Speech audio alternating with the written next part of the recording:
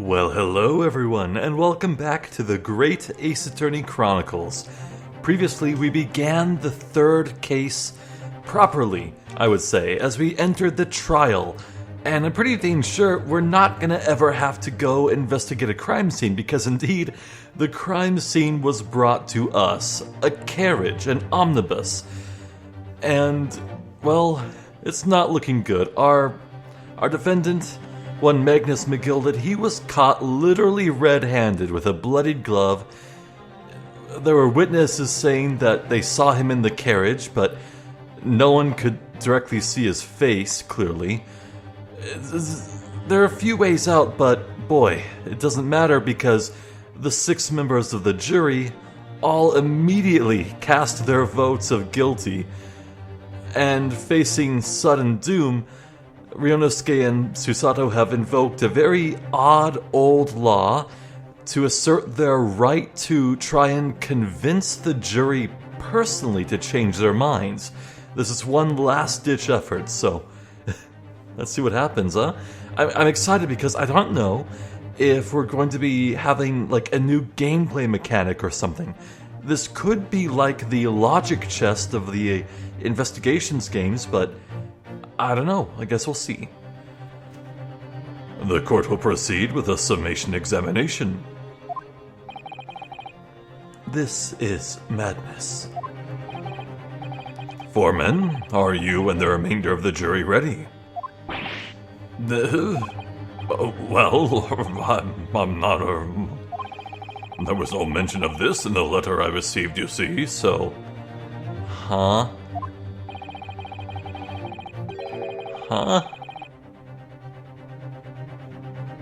Okay, no. I want to say the letter is just jury summons, jury duty. That's it, right? Right? Okay. All members of the jury will be asked to explain on what grounds they have reached their decision. On what grounds? You must all justify your decisions and explain why you believe the defendant to be guilty. Well, my lord, you're rather putting us on the spot. This is most irregular. No mention was made of this before. I don't really hold with all this justifying lark. That seems to have thrown the jurors off. It seems none of them have experienced this before. Alright then, the summation examination. A defense procedure no practicing lawyer has attempted for years, is it? Well, just maybe. It might be the opportunity we've been looking for to turn this trial around. So be it then, ladies and gentlemen of the jury, the court hereby calls upon you to state the grounds on which you must find the defendant, Magnus McGilded, guilty of this most serious crime.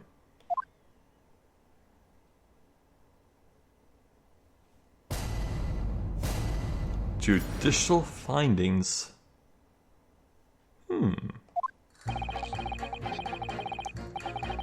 So, what's going on with that rose? Huh? There was no one else inside the carriage at the time, so it has to have been him. I trust the driver. He has an excellent memory, it seems. 4 passengers with fares totaling 20 pence. He stuck the chap next to him just like this. Brazen, I must say. Absolutely brazen.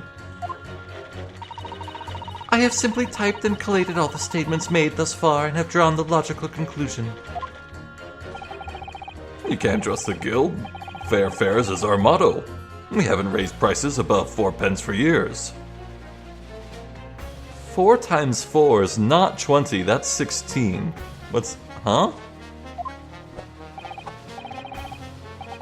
The scoundrel stabbing that poor man on the floor. It beggars belief. On the floor? What? I'm starting to wish I hadn't pushed for this now. Some of the jurors don't seem to have wonderfully formed arguments, though, do they?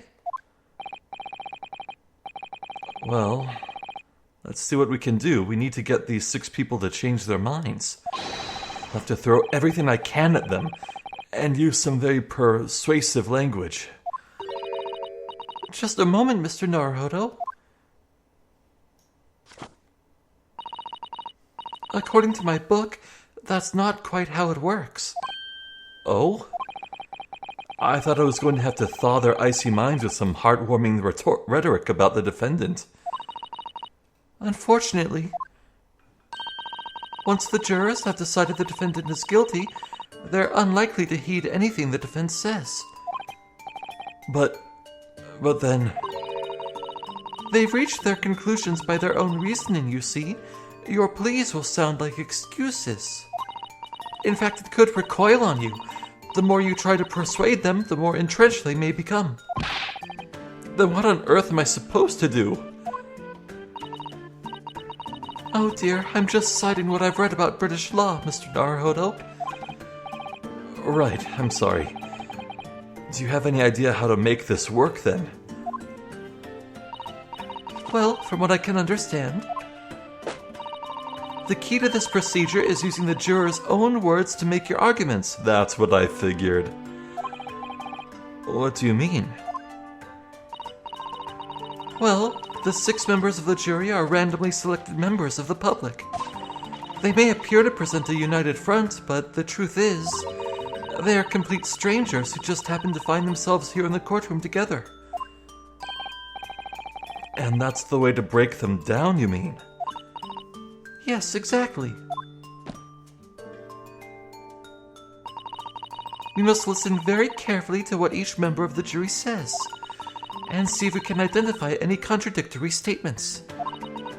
If we can, we then contrast the statements and pit the corresponding jurors against each other.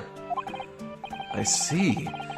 It's contradictions in what 2 or more jurors say that we're looking for. In a way, then, this is similar to a regular cross-examination. Oh, yes, I suppose you're right.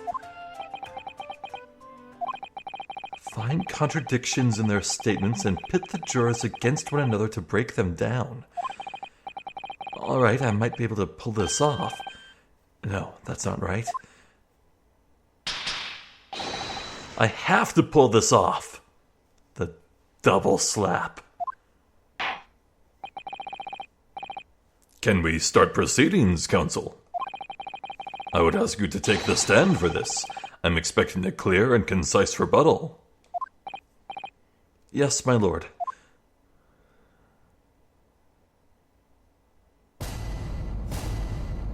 Yo. Oh, he's standing there. He is standing there real nice.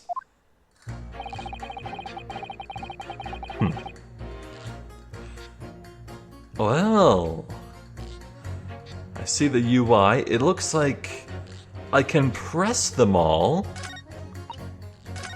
And I can also pit them against each other. Well, I'm pretty sure, let's see. 4 passengers with fares totaling 20 pence.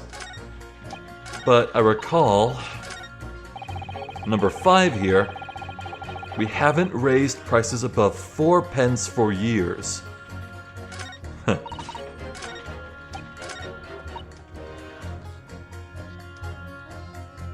That should be 5 passengers. There was a 5th person involved. But for the sake of content, I'm just gonna press everyone. Also, this song is popping off. There was no one else inside the carriage at the time, so it has to have been him. Hold it! Certainly, the testimonies we've heard suggest the victim and Mr. McGilded were alone inside the carriage. Precisely my point. But could there be some other explanation? Something we haven't considered yet? Such as? Well, perhaps that's something we could, all work out together now? Now listen here, maybe you don't know how things work around here because you're from foreign climes. But we're here to form our opinions as individuals, and I have. Oh dear, he doesn't appear to be in the mood to consider an alternative point of view, does he? No, I'm going to have to pit the jurors against one another, like Susato-san said. Finding contradictions in these 6 people's assertions is the only way I'm going to succeed. I trust the driver. He has an excellent memory, it seems. 4 passengers with fares totaling 20 pence. Hold it! But does his ability to recall his takings that night really tell us how trustworthy the man is? I manage all his lordship's cash affairs, so I'm very particular when it comes to accounts. I see. A single penny can mean the difference between life and death, after all, can't it? That's a saying in your country? My point is, a man who minds his figures is a man you can trust. Those of us in service would swear to that, sir. Does that bench really need any more polishing? So if the good driver says that he saw Mr. McGilded in the act, I don't doubt him. The only task left to do today is disposing of the rubbish. Now wait a minute. One of the other jurors mentioned something about money, I think. Now would be a very good time to listen carefully to the jurors' statements again, Mr. Naruhodo. If you notice an inconsistency in what 2 different jurors are saying, I should expose it by pitting them against each other. Yes, let's see if I can do just that. Hold on, I need content, dang it. He stuck the chap next to him just like this. Brazen, I must say, absolutely brazen. Hold it! Careful, you could hurt somebody with that. You're a fine one to talk. What if that sword hanging from your waist, No, that's just my battered soul. Well, anyway, I despise anyone with too much money. They're all the same. All stabbing some brickmaker or other behind the scenes, you mark my words. Objection! That seems very unlikely, doesn't it? Are you mad, man? We know that small shorty is a rotten Shylock. Well, yes, that does seem to be the case, but... Mr. Naruhodo, please, be careful what you say. If he's been trying to squeeze money out of us less fortunate, then as far as I'm concerned, he's as guilty as sin. The man can hang. Uh-oh. Oh, he got tired. Oh, nearly got it. Come to think of it, didn't one of the other... Yeah, we saw this. Didn't one of the other jurors have something to say about the defendant's underhanded activities? If you've thought of something, Mr. Naruhodo, don't let it go. Test your theory. Yeah.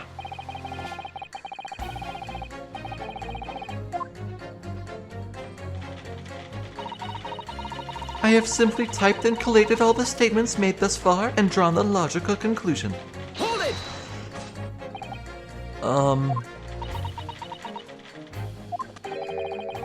What have you been doing all this time? What have you been doing all this time? There. I should have thought it was obvious. I am recording everything that takes place as part of these proceedings. And what have you learnt from that? For example, at this moment in time, the judge has used his gavel 11 times in total. The prosecution has snorted derisively at your remarks 7 times in total. Nice. And I might add, each time you have gawped like a simpleton. Thank you. What's the point of that exactly? So, anyway, madame, are you able to explain why you think the defendant is guilty? That is a conclusion I have drawn as a result of the copious notes I have typed. Clearly, but I'm asking you to explain why you've drawn that conclusion. Please don't distract me. It makes it extremely hard to concentrate on my note-keeping. This is going nowhere. You can trust the guild. Fair fares is our motto.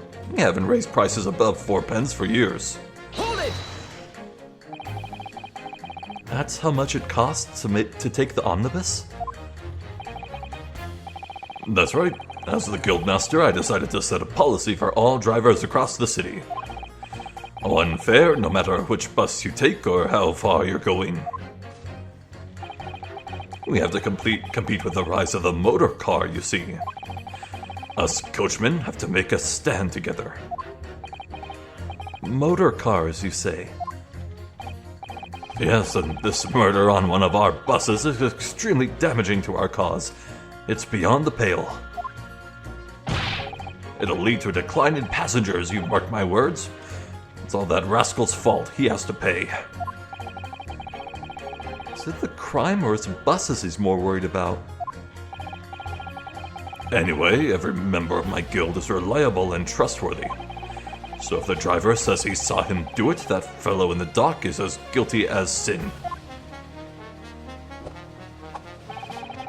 The scoundrel stabbing that poor man on the floor?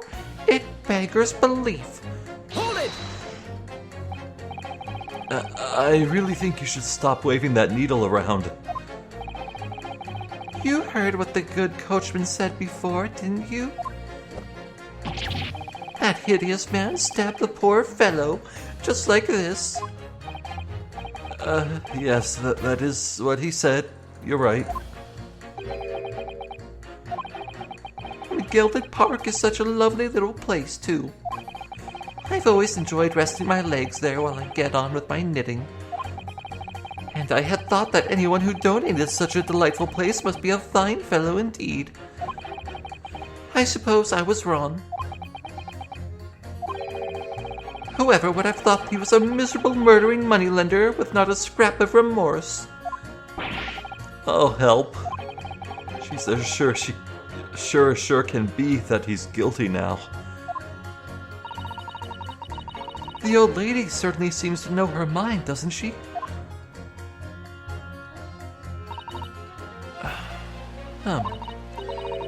So we just need to find 2 jurors with contradictory statements and pit them against each other. Which is so much easier said than done. Is that perhaps what you were just thinking? How did you know? Well, I took the liberty of doing some research in case you happen to find yourself in just such a situation. Shall I read you what I found out? It is a little long, I'm afraid. No, I don't need more help. If I have to rely on advice right now from the start, how will I get on later? No, I need to work this out for myself now. Is that perhaps what you were just thinking? How did you know? Well, that sort of attitude is most admirable, Mr. Naruhodo. I know what I have to do. Let's listen to those assertions one more time. That was cute. Right. 4 passengers with fares totaling 20 pence. That stands at odds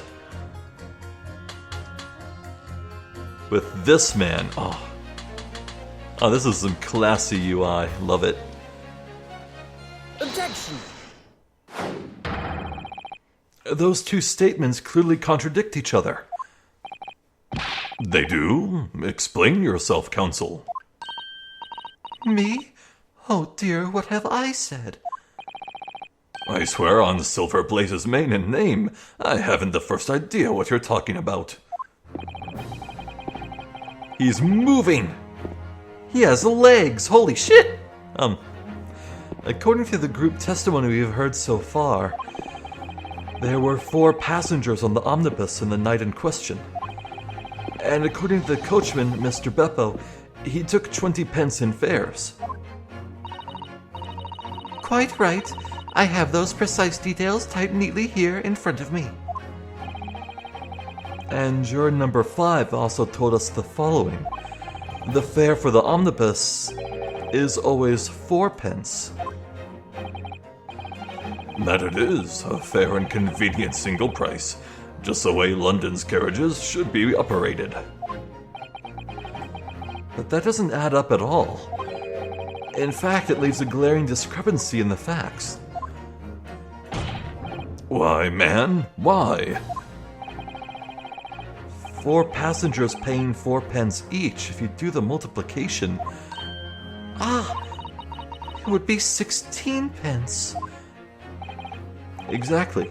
As I said, it doesn't add up. The figures are different. By 4 pence, in fact. Or precisely 1 person's fare. 1 person's fare? Yes. In other words, on the omnibus that night, it's distinctly possible there was another passenger we've heard nothing about. Good gracious. Now we're getting somewhere. This can't be right. The coachmen of the guild are good, honest men, one and all. Trustworthiness is our watchword. The figures your coachman claims most certainly do not add up. Your watchword, good sir, is a fallacy. I beg your pardon? Mr. Guildmaster, I think you ought to consider that if this trial were to end now, the news will surely spread all over London. The news that one of your coachmen tried to hide the fact that he lets nefarious characters ride his omnibus.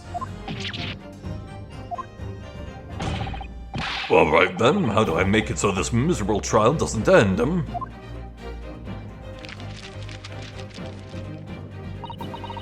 Well, according to my book here, you simply launch a ball of fire into the innocent side of the set of scales. Boy, if you told me that was a sentence in this game when I was starting it up, boy, I would not believe you. Actually, no, I probably would. Ace Attorney's just that silly. Now hold your horses there, coachman. We were all in agreement. Why do you have to... Wait till I get my hands on you, Beppo.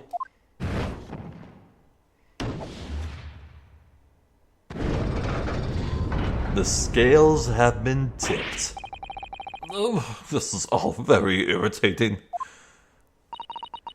Begging your pardon, sir, I'm going to do the same.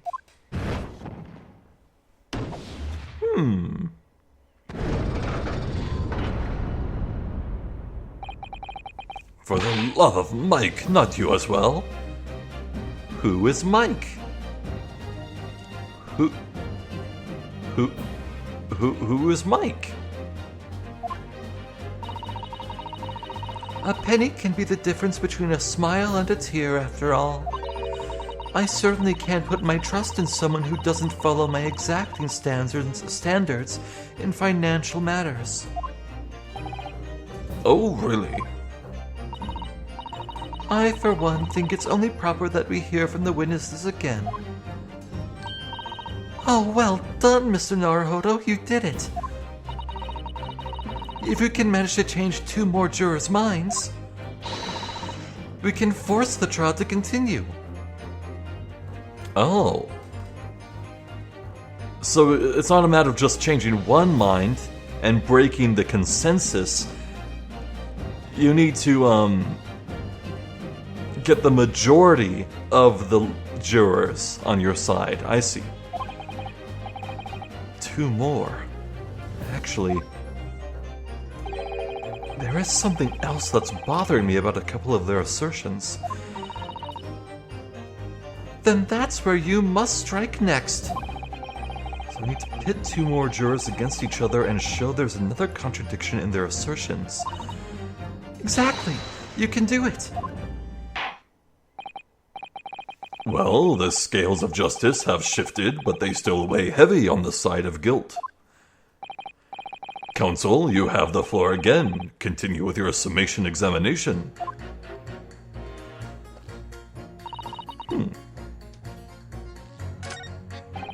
Oh, now this is nice. Oh. Yeah, you can't even press it, but it's dark green instead of the usual bright green. Oh, that's real neat. So, in other words, we can completely ignore jurors 2 and 5.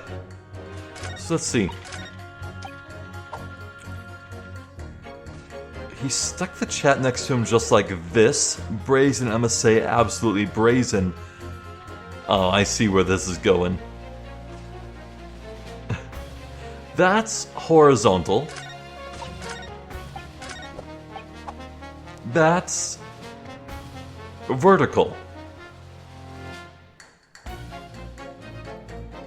Well, it's not just their body language, I suppose. Stabbing that poor man on the floor is much different to the chap next to him. There are two different forms of contradiction here. Awesome. Objection! Those two statements are completely contradictory. Why do I feel like this sentence is the new suspicious nooks and crannies line? I'm gonna be seeing this a lot. What? Explain, counsel, post haste. Oh, dearie me. I was only knitting a jumper for my other half. What is all this claptrap? What does contradictory even mean, I ask you? We've heard from more than one witness that they allegedly saw the actual moment when the defendant stabbed the victim. Now, out of curiosity, juror number 3. What? Can't you see I'm busy here? How would you say the defendant stabbed the victim? What sort of motion was it? Want to test me, do you? It was like this. Stuck the fellow next to him without even getting up, just like the prim banker said. Yes, that was Mr. Fairplay's testimony. Quite true. Now then, juror number 6. Oh, is that me, is it? What can I do for you, young man? How would you say the defendant stabbed the victim, madame? Oh, well, dear, as far as I understand it. It was like this. He stabbed the poor man after he'd collapsed on the floor. The coachman said so. Now don't move. Take a look at these two jurors. He stuck the fellow next to him without even getting up. And he stabbed the poor man after he'd collapsed on the floor. Well, I never. They're stabbing in totally different directions. What? Bless my stitches, what a muddle. What this tells us is that there's a strong possibility one of the witnesses isn't telling the truth. Oh. But why? Why the dickens would they lie? I don't know that yet, but what I do know is that if the trial ends at this point, we may never find out. We may never know the real truth. Ladies and gentlemen of the jury, can you really let that happen in all good conscience? Lies, you say? Oh, dearie me. I can't abide people telling lies. That's 3. The scales. I don't believe it.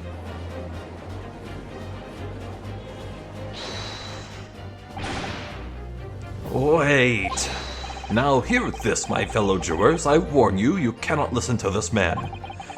Look at him in his black suit. He's clearly some devious Eastern sorcerer using magic on us all. Wow. If I could use magic, do you really think I'd be putting myself through all this? Answer me this, Dark Jinx. Huh? Me? What exactly is the problem? What of it if two witnesses have slightly different recollections of events? What of it? Let's say the Shylock did stab the victim as he was sat next to him on the omnibus. And this young dandy saw him do it. And now let's say the victim collapsed on the floor, and then the Shylock stabbed him again. And this old lady saw him do it. Well, what's to say it didn't happen like that, hmm? The autopsy report, you dumbass! Who are you calling a dandy, sir? Why, I should take this knife to you.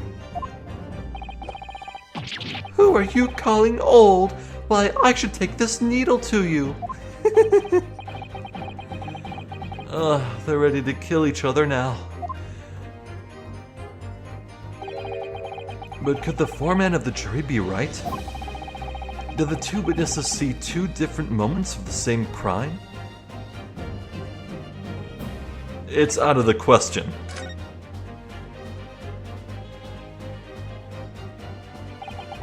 Unfortunately, Mr. Foreman.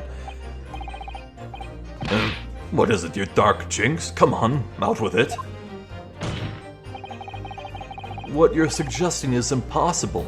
It's out of the question. What? What are you talking about, man? How can you possibly say that? You do realize that I'm only doing my job?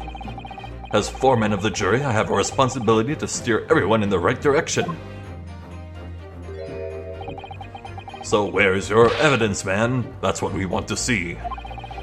I say the two witnesses saw two different moments of the same crime. If you say that's out of the question, show me some proof. Looks like the only way I'm going to convince him is to present him with something he can't dismiss. Some irrefutable hard evidence. As you wish. What? I'll give you the proof. It's out of the question that the two witnesses saw two different moments of the same crime, as proven by a single stab wound to the abdomen. Take that! This is the victim's autopsy report. According to what's written here, Mr. Mason was stabbed in the abdomen. Only once. Only once? It's quite simple. The victim was stabbed precisely one time. Which means these witnesses can't possibly have seen it happen two different times. Okay, I swear. If the racist Dracula updates the autopsy report, I'm gonna lose it.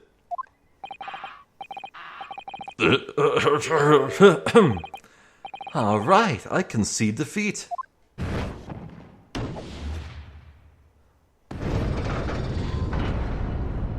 That's 4. Wait, that means 4 jurors are now leaning to not guilty. You've done it, Mr. Naruhodo. We've won. Well, we won the battle, but not the war. What are you playing at, you dandy fool? Shut your trap, sir. No one deceives me. But we had a consensus. I said shut your trap. I know a liar when I see one. And if the chap ever dares to cross the threshold of my shop, I'll take this razor-sharp blade and shave every last hair off his head. I'm just gonna... Boy, there is at least one employee at Capcom who spent hours of their life animating that. They really... wow.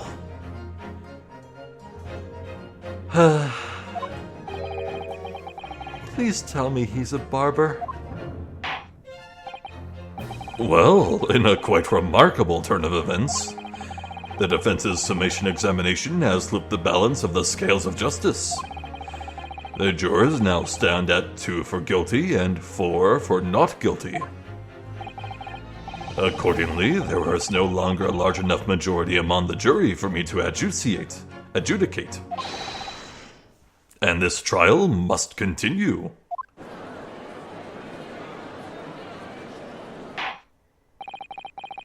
I hereby ask the defense, prosecution, and witnesses to return to their places. And I call upon all of you to continue to pursue the truth. With pleasure. So, Lord Van Zieks, continue to substantiate the case for the prosecution, if you please.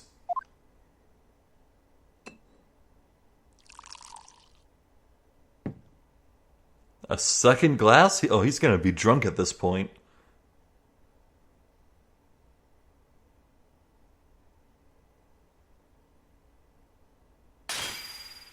Huh?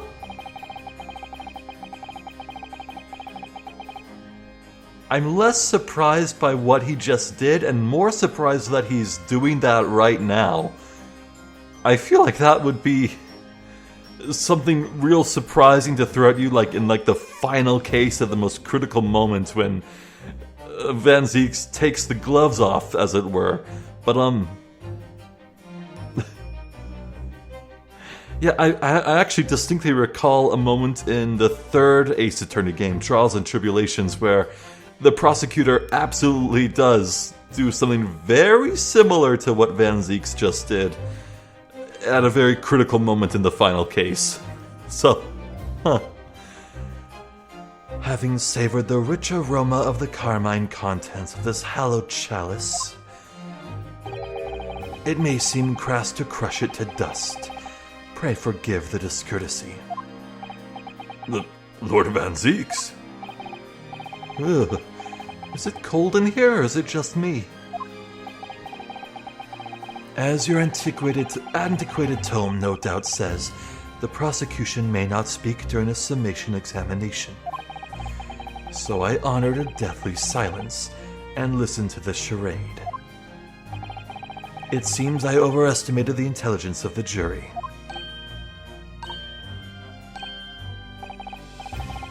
Well, no matter. There is nothing so hard to prove as a self-evident truth, it would seem. No, and why else would we grace the courtroom with our presence after all? So, let us proceed to the next round of battle. The cake goes off! Bring forth the witnesses once more.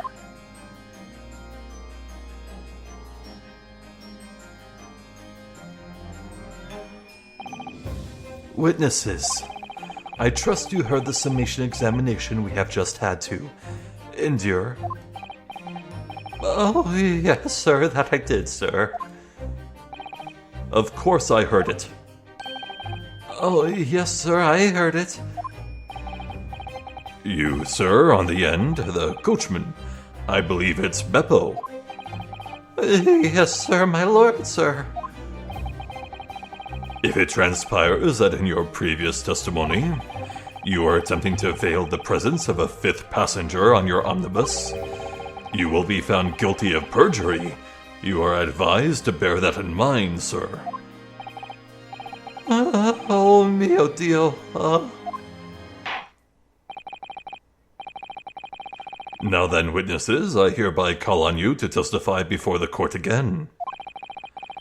You will explain the various misgivings brought to our attention by the defense's summation examination. Mio Dio, he says. There was only room for one vampire in this courtroom. Okay, look, I know Dio was just Italian for God, so that's what he meant. I carried 4 passengers that night, I swear it. But, well, I for one was told I had to pay 5 pence for the bus. Yeah, I suspected. This is how it was gonna go. Beppo's been extorting his customers, scraping 1 pence off the top. I see. Well, at least that's his cover story. He fiddled us on the fare, he did. Then I saw that blood-curdling sight as well. It's all too much. I tell you, I saw McGilded stabbing that man. Everything I said before stands. Oh, yes, he stabbed him. Yes, he did. I think so, yes.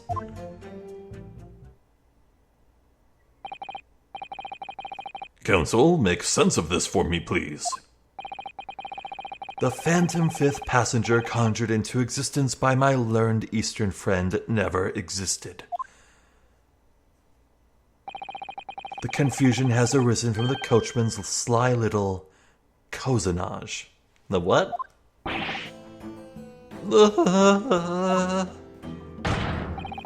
Beppo, explain yourself. I'm terribly sorry, Guildmaster. The guild's fare is 4 pence across the board. You know that. Am I to understand that you've been overcharging our passengers by a penny a fare? It's so cold, and the last run of the day is always half empty. You have been dishonest, coachman. I'm sorry. You're a disgrace, Beppo, a disgrace. And your selfish actions have brought dishonor to the entire guild. If I may, sir, I had to pay 10 pence on the bus just last week. What?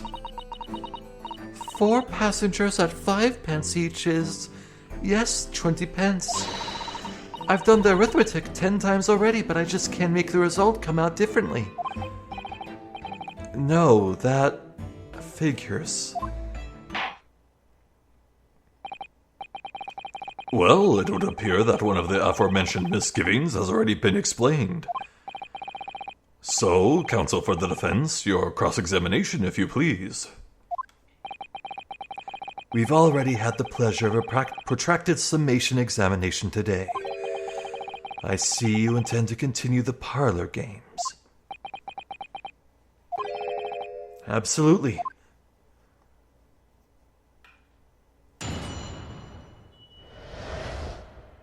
Well, this will be good. I only carried 4 passengers that night. I swear it, but Hold it! So there were only 4 passengers on your carriage, but you didn't charge them the standard 4 pence fare. Is that right?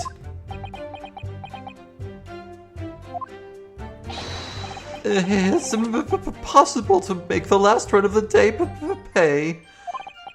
I was so cold, it was all I could do to stop myself passing out. I'm getting chilblains just listening to you. It was terrible, so I wanted to give myself a pat on the back for even keeping the bus running.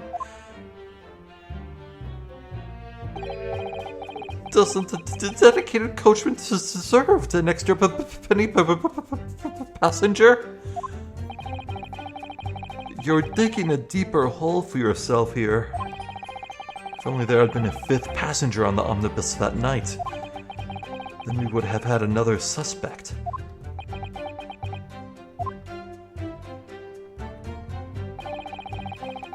Well, I for one was told I had to pay 5 pence for the bus. Hold it! Does that mean everyone on board that night paid 5 pence instead of 4? Well, I paid 5 pence too, sir. And I just told you that I did. A flat fare of 5 pence across the board. It's not something to be proud of. The so-called discrepancy my learned friend identified was nothing of the sort. Much like the phantom killer you so desperately needed, it's gone, dead and buried. I'd have been happy if it had ever existed in the first place. He fiddled us on the fare, he did. And then I saw that blood-curdling sight as well. It's all too much. Hold it! This blood-curdling sight, You mean the murder, I presume? Yes, sir. A loathsome sight. No one should have to witness the horror in the eyes of a man the moment his life is taken. Oh, well, not exactly, sir. I mean, I didn't actually see the exact moment the gent was stabbed. Good gracious, really? We have another witness who did, however. The banker has already testified to it. But Mr. First didn't actually see the point at which the victim was killed. That may turn out to be very significant. I heard the banker gent next to me, take a sharp intake of breath, see? That's when I looked through the glass. That's when I saw the horrible blade poking out from his belly, all covered in blood. Every time I see a knife now, I can't help screaming, even when I'm eating. Huh? God forbid he wants to butter a piece of bread. I tell you, I saw McGilded stabbing that man. Everything I said before stands. Hold it! So you saw the defendant, Mr. McGilded, stabbing the victim, Mr. Mason, who was sitting next to him. That's what I said, isn't it? It was bothering me before, this was. For just a brief moment, he hesitated before answering the question. Anyway, there was only the two of them inside the carriage, wasn't there? There's been much talk of a fifth passenger, but as yet, zero evidence. Then what are we wasting all this time for, eh? It's black and white. The man's guilty.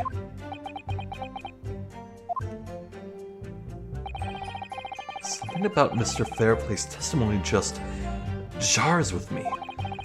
I wish I could work out what it was.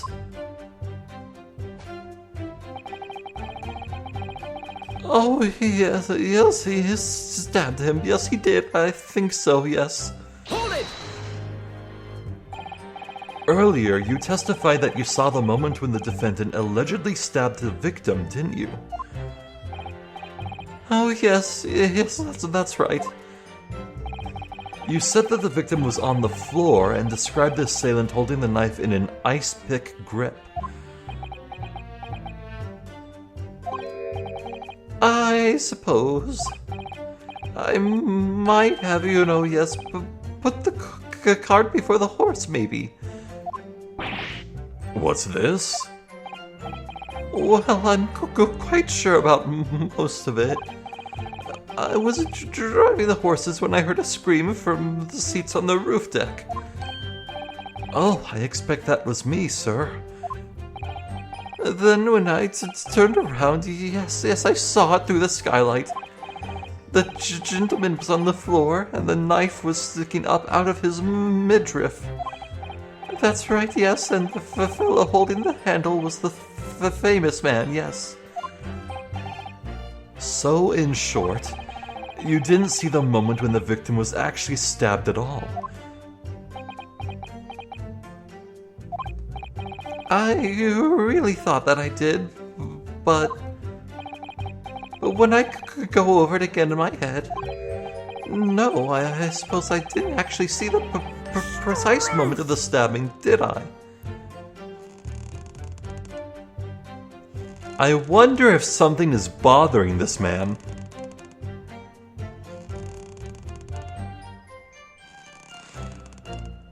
Now, I've never been that good at reading body language, but I think I am detecting some very subtle signs of distress here. Just a little something telling me to go ahead with this. Excuse me! Do you have something to say about that, Mr. Fairplay? Now you listen to me. I know what you're thinking. He didn't really see the exact moment the fellow was stabbed. What are the chances of that? Huh? Are you asking me or telling me? He's getting flustered. I might be able to extract some new information from him if I answer him cleverly. Could he have just happened to see the exact moment the crime was committed?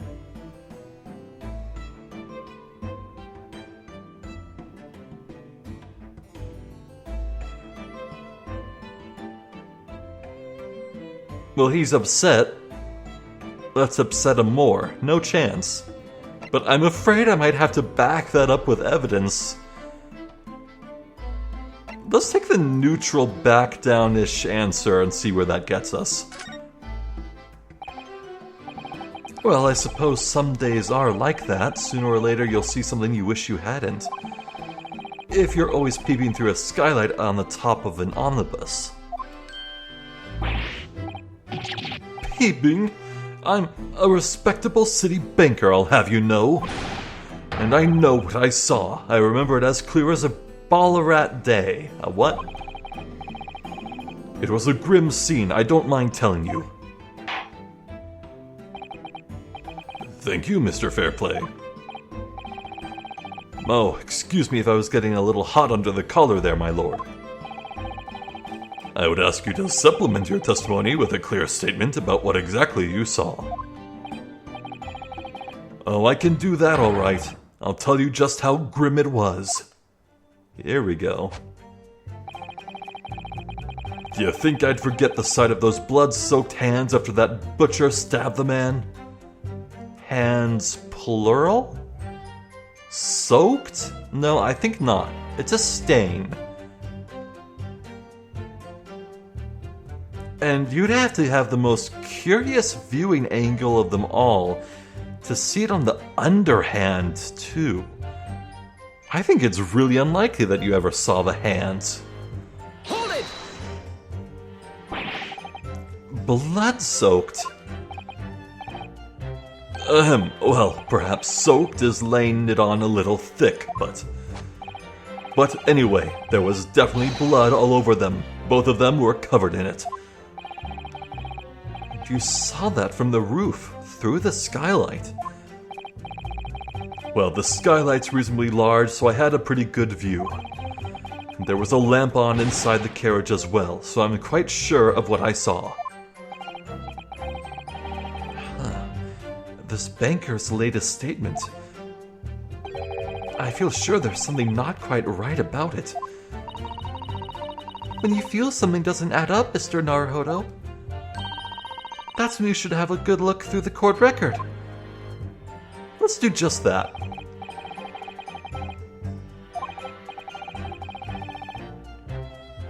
Somehow we've managed to keep our chances alive here.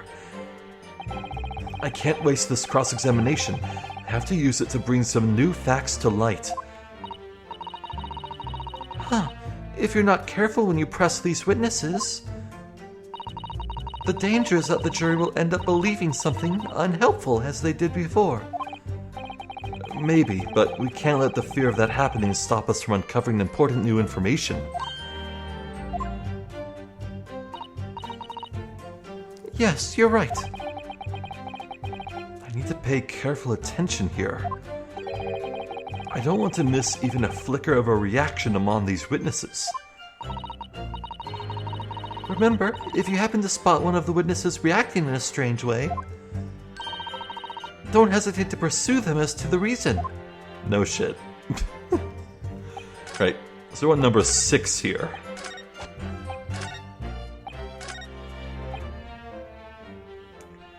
Blood-soaked hands? I think you've already forgotten. This is hardly soaked. Objection! Blood-soaked hands? Well, I admit that soaked might be laying it on a little thick, but anyway, there was definitely blood all over them. Both of them were covered in it. Huh? Well, I'm very sorry to disagree, Mr. Fairplay, but that's more than a little peculiar. What? Here are the gloves worn by the defendant, Mr. McGilded, on the night in question. Oh, yes, right. And there certainly does appear to be a sizable dark-colored stain there. But as I'm sure you can clearly see, it's only on the right-hand glove. Ugh. See? I don't even know.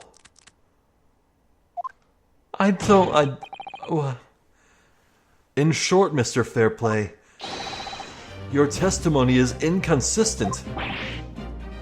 Gag. But no, that can't be right. So you're the liar here, then? Garg.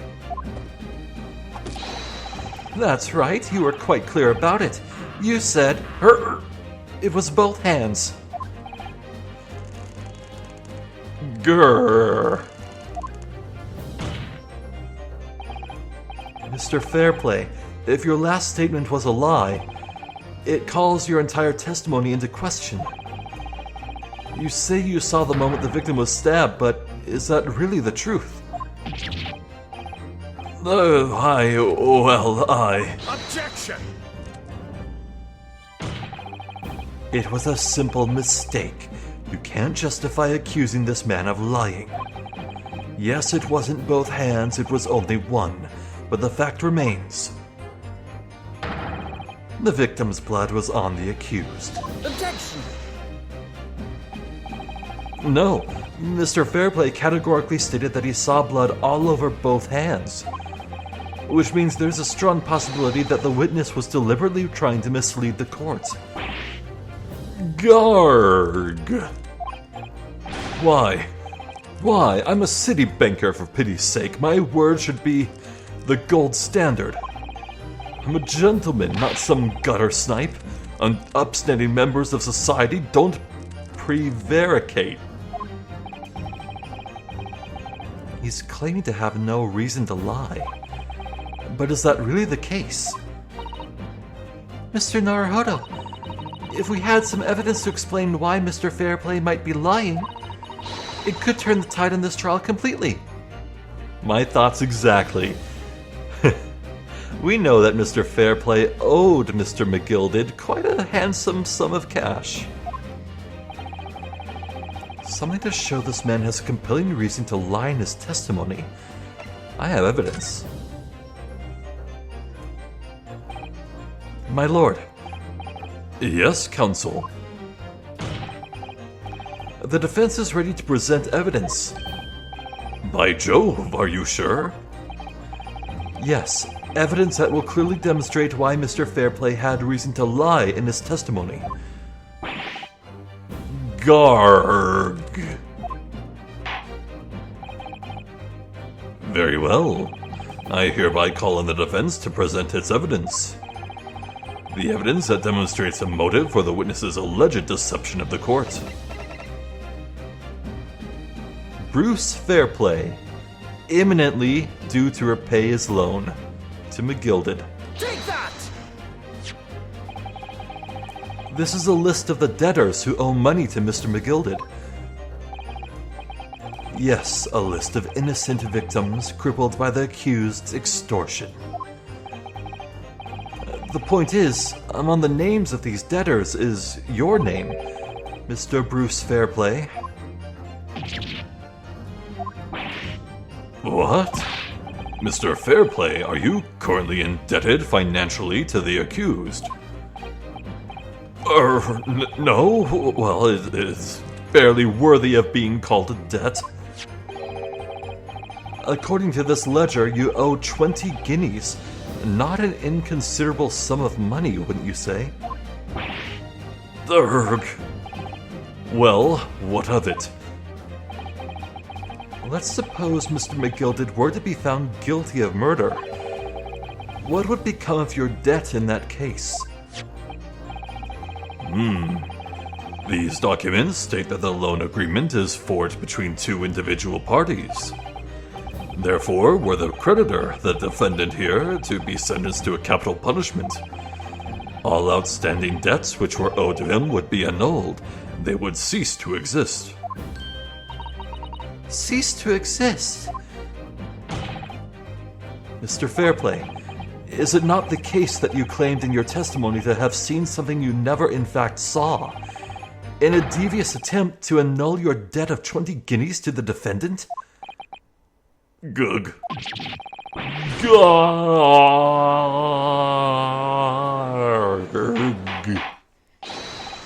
Ordar. Mr. Bruce Fairplay. Yes, my lord. Let me ask you again, and be aware that your answer may have most serious implications upon your future, sir. Did you, or did you not, see the precise moment in time at which the defendant is alleged to have thrust a knife into the victim?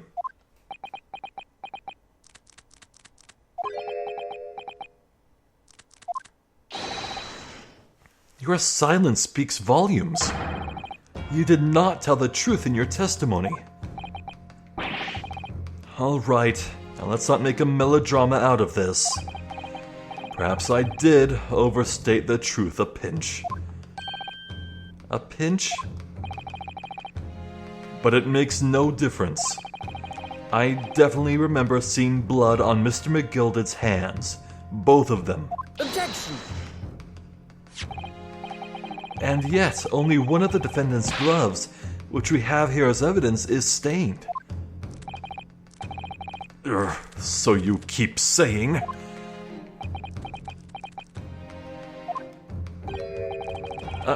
I wonder if I might be allowed to speak, sir?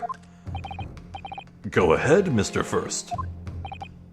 Well, the thing is, I think I remember seeing it myself as it happens. Seen what? The blood, sir, on the assailant's hands. I think... Yes, I'm almost sure that it was on both of his hands, not just one. What? What?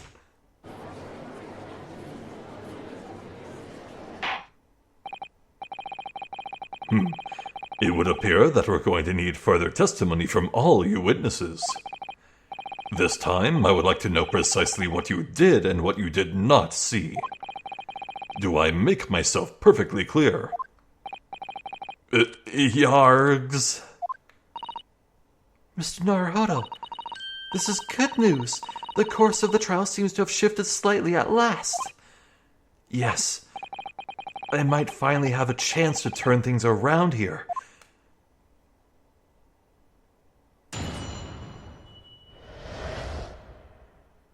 What the witnesses really saw.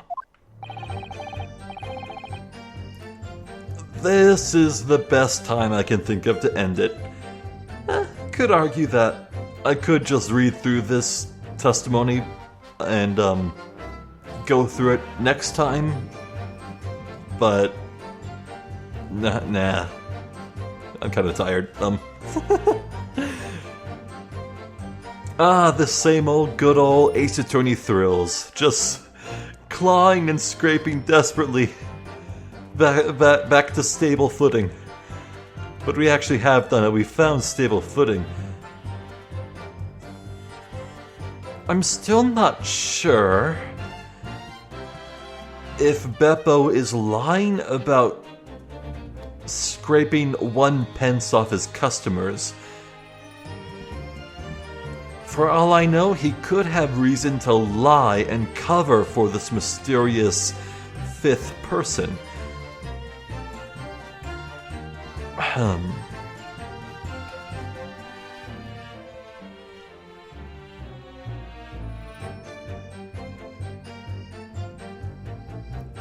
So, this case of the gloves, that does have me wondering.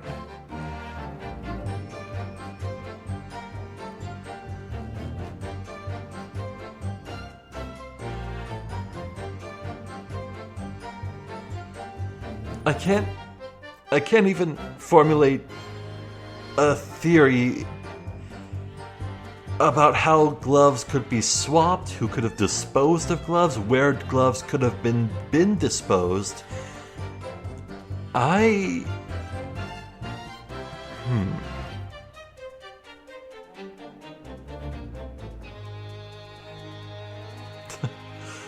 Maybe friggin' Beppo took the bloody gloves that were left at the scene and maybe cleaned them and is wearing them because he's poor, needs the warmth. I don't know. I can't even find a place to begin theorizing about these gloves.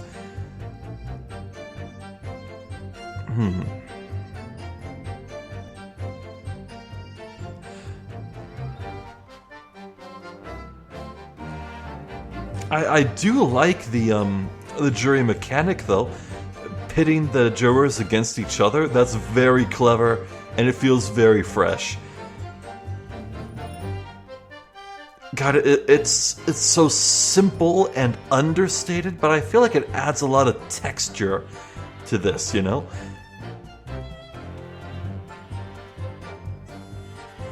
God, like, look at this situation. In classic Ace Attorney, it would be the judge, the defendant, the prosecutor, and one person on the stand. That's 4 people in play at any one time. Just 4. But here, we have 3 people on the stand at once, and 6 jurors in the wing. Like, my god, it just... The difference is crazy. Not to mention, I've already seen this franchise go to hilarious extremes with having multiple people on the witness stand at once. My god, I sincerely hope that Professor Layton versus Phoenix Wright will never be dethroned, because that final trial was utter ridiculousness. God damn it. I'm still not over it. It's been like 2 or 3 months since I finished that playthrough. When I close my eyes, I see the horror of like 10 witnesses at once. It was, oh my god. Oh jeez. Okay, so back to this game. Alright, so I know I'm supposed to practice the stupid British, bad British accent I was doing for Edgeworth and use it on Van Zeeks, but I'll be honest, for the last week or so, my every waking free time moment has been spent playing Starfield, and I'd rather do that than anything else right now, so... Okay. Anyway, I think I've prattled on long enough. I've run out of meaningful things to say. I'm Zephyr the Jester. This has been more The Great Ace Attorney Chronicles. Thank you for watching. Hopefully, I'll catch you next time. So until then, please take care.